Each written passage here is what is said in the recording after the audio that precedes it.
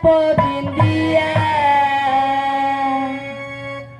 सिरावा प मुकुट शोभे लीला बिंदिया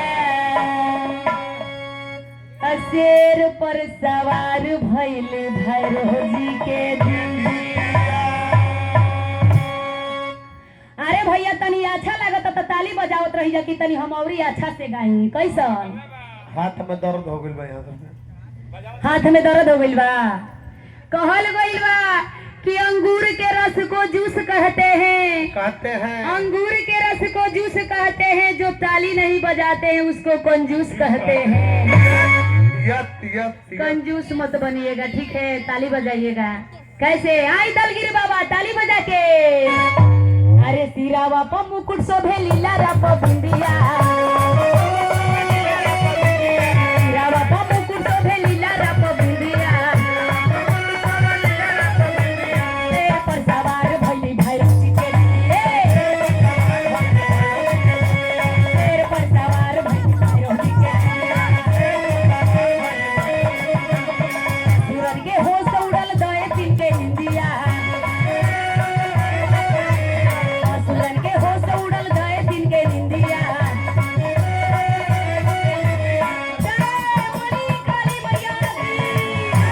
अरे शेर पर सवार भइल शेर पर सवार भइल भैरव जी के दिदिया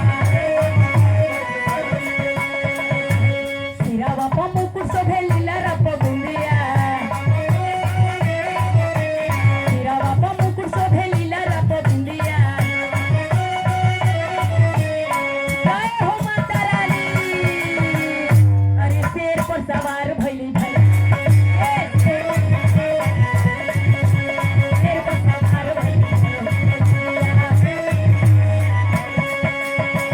तो हम चाहतनी कि तनी भैरव जी के दीदिया बहरी निकलस। का भैरव जी बहरी बोलाई बहरी। अब कहाँ गइली उनका पतो नहीं है कि उ कहाँ गइली। काना काम खाती भैरव जी बनल बड़ा कि तारा खुदे पता नहीं है, हमनी से पूछत रह।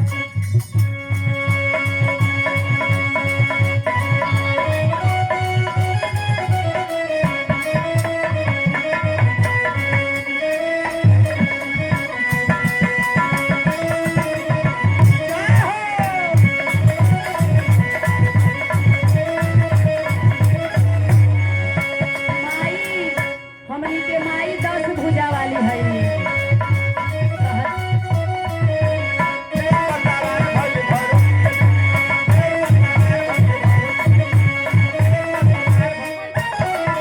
कहत भक्त कैसे अरे कैसे कहत रे हो 10 भुजा वाली के बाद चमत्कार तेरा 16 भुजा हाथ में कटारी 10 भुजा वाली के बाद चमत्कार तेरे 16 भुजा हाथ में कटारी मारत गोली असुरन के खात गोली दिदिया मारत गोली असुरन के खात गोली दिदिया शेर पर सवार भइल भैरव जी के शेर पर सवार भइल भैरव जी के दिदिया असुरन के होश उड़ल गए दिन के निंदिया असुरन के होश उड़ल गए दिन के निंदिया शेर पर सवार भइल भैरव जी के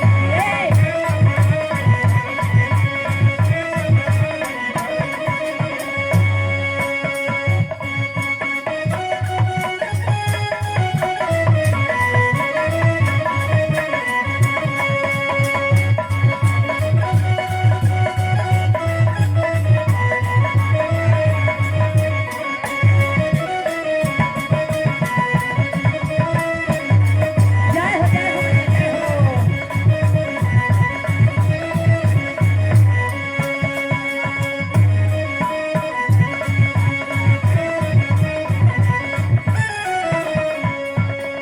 तनी शेर पर सवार हो जाता भैरव जी के दीदिया कहत तनी कैसे ढाल ढाल नाग और हाथ में कटारी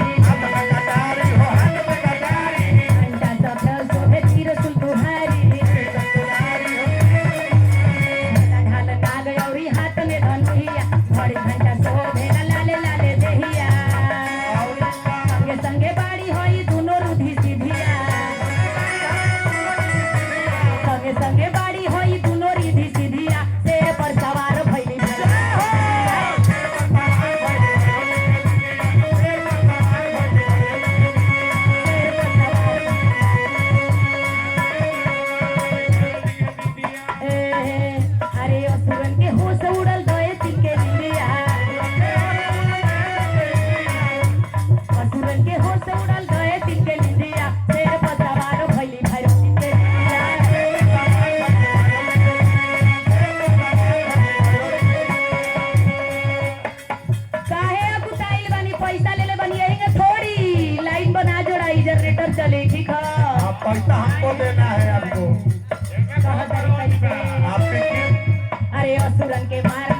पिए लगली खुनवा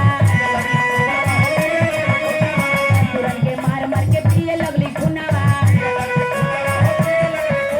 लगली देखावे माइया अपन गुनवा खून पियली इतना के निकल गइल जिभिया खून पियली इतना के निकल गइल जिभिया अरे माता रानी आ जाई बड़ा प्रेम से बुलाए। अरे खून पियली इतना की निकल गइल जिभिया शेर पर सवार भइल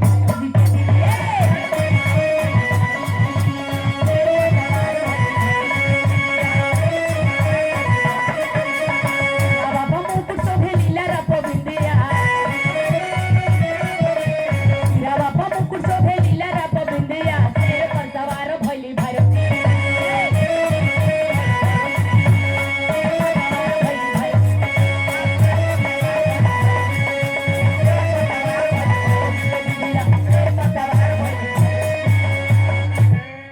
प्रेम से बोल दी काली मैया